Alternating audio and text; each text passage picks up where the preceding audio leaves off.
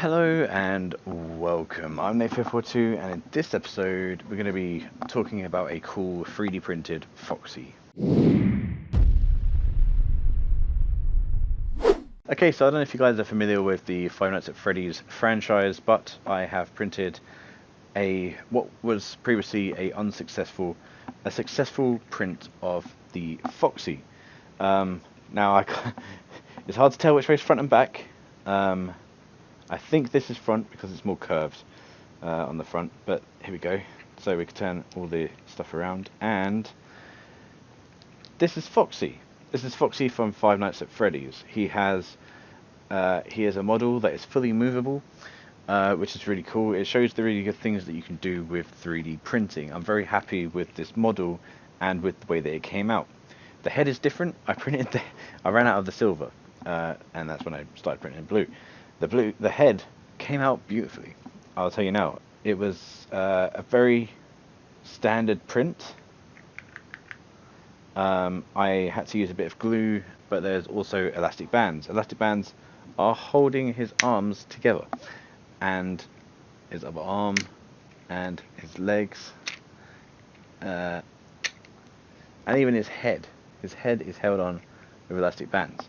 And because of that, it allows you to morph the character around. This is pretty cool because this would mean that you could literally make any figurine that you want, 3D print it, and you can have that for your kids. You know, you can print your kids' favorite figurines or that kind of stuff, or your friends' favorite figurines, depending on what you're into and that kind of stuff.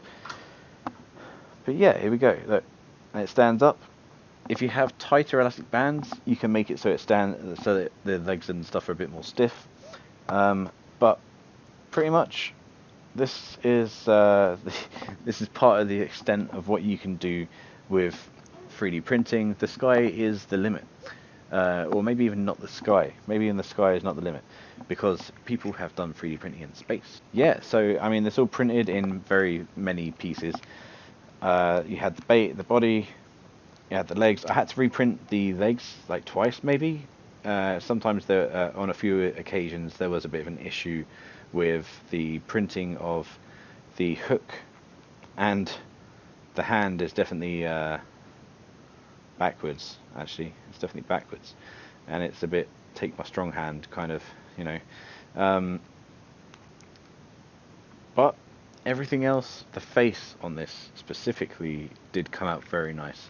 I'm very happy the way it came out. But that is about it for this time, because I don't have time-lapse footage at the moment, because the printer is being upgraded to be able to allow that, and also because I forgot to hit up time-lapse on the time-lapse camera. So yeah, that's my bad. Soon I won't be able to forget to do that, because it will be taking time-lapses by itself like a pro, unlike me, the very anti-pro. So don't forget to subscribe and everything. Follow me on Twitter, that's @Anet A8, and thanks for watching.